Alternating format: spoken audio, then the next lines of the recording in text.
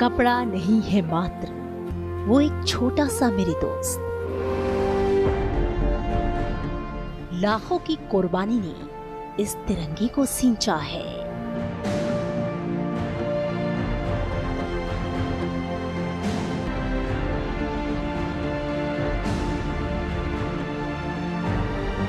सूरज सा नारंगी तेज है जो शांति का सफेद संदेश है। ये खुशियों की हरियाली है जो चक्रवर्ती चक्रधारी है।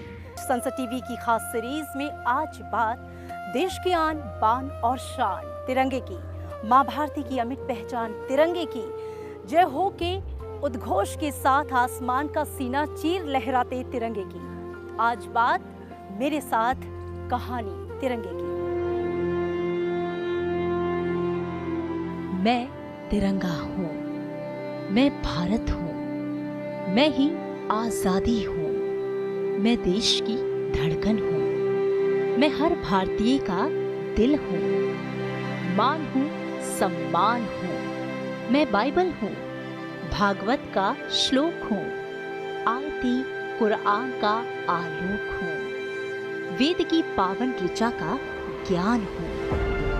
मैंने धर्म और कर्म की हर राह का मान बढ़ाया है, पूरे भारत को भारतीयता की सूत्र में पिरोया है। मैं देश का जया हूँ, जय जयकार हूँ, मैं विजय हूँ, मैं तिरंगा हूँ।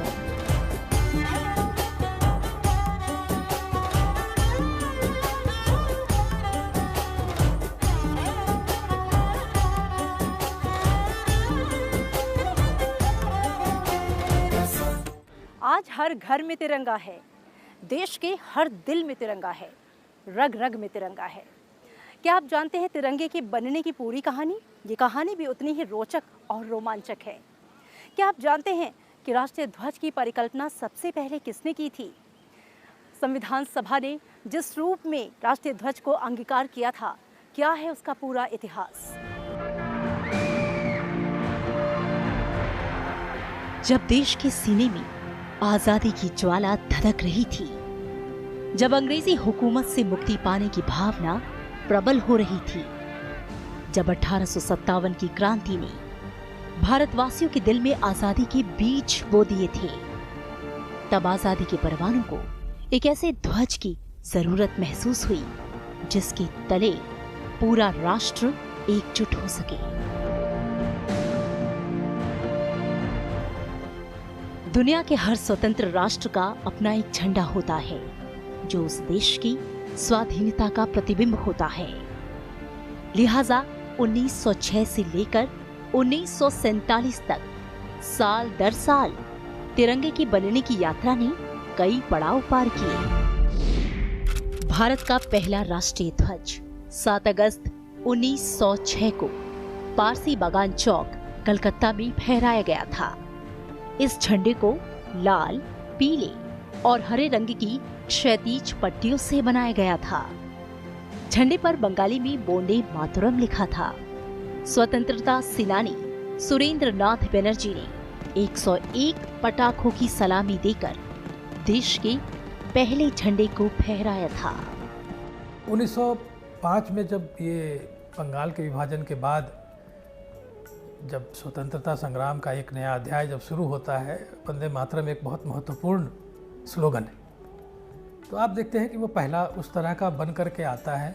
जैसे जैसे अलग अलग समाज के वर्ग, अलग अलग संप्रदाय के लोग, अलग अलग जाति के लोग जब उससे जुड़ते चले गए हैं, स्वतंत्रता संग्राम का मायने बदलता गया है, उसकी प्रकृति बदलती गई है, उसकी प्रवृत्ति बदलती गई है, और वो सब फिर वो इन्फ्लुएंस करता है, वो प्रभावित करता है एक नए झंडे को बनाने की प्रक्रिया।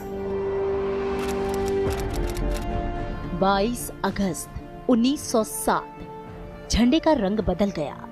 इस झंडे को मैडम भीकाजी रुस्तम कामा ने जर्मनी के स्टटग्रेट में फहराया था, जो किसी विदेशी भूमि पर फहराया जाने वाला पहला भारतीय झंडा था।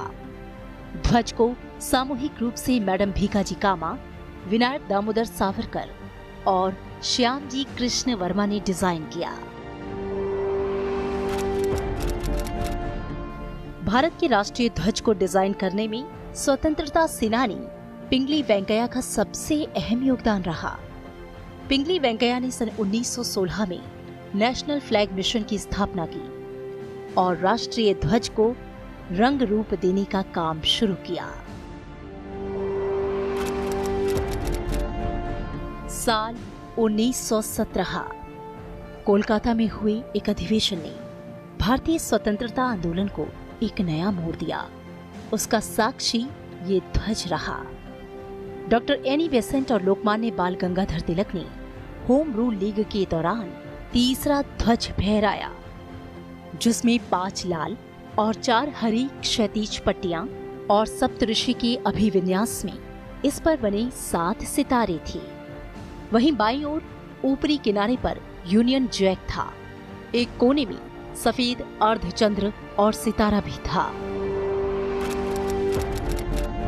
इधर नेशनल फ्लैग मिशन की स्थापना के बाद पिंगली वेंकैया ने 1916 से 1921 तक 30 देशों के राष्ट्रीय ध्वजों पर गहराई से शोध किया और 1921 में कांग्रेस के सम्मेलन में उन्होंने अपना डिजाइन किया हुआ ध्वज पेश किया।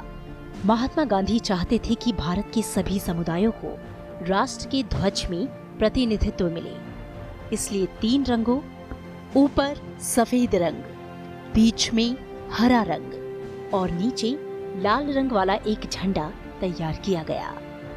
सफेद भारत के अल्पसंख्यक समुदायों का, हरा मुसलमानों का और लाल हिंदू और सिख समुदायों का प्रतिनिधित्व करता था। इसमें राष्ट्र की प्रगति का संकेत देने के लिए एक चलता हुआ चरखा भी रखा गया। कांग्रेस कमेटी ने इसे अपने आधिकारिक ध्वज के रूप में स्वीकार तो नहीं किया, लेकिन भारत के स्वतंत्रता संग्राम में इसे राष्ट्रवाद के प्रतीक के रूप में व्यापक रूप से इस्तेमाल किया गया। 2 अप्रैल 1931 कुछ लोग झंडे की सांप्रदायिक व्याख्या से खुश नहीं थे, लिहाजा एक नए झंडे को डिजाइन किया गया। पिंगली वेंकैया ने एक बार फिर देश के लिए नया झंडा बनाया, जिसमें 3 रंग, सबसे ऊपर केसरिया, बीच में सफेद और सबसे नीचे हरा रंग था। झंडे के केंद्र में चरखे को रखा गया, जो नीले रंग का था।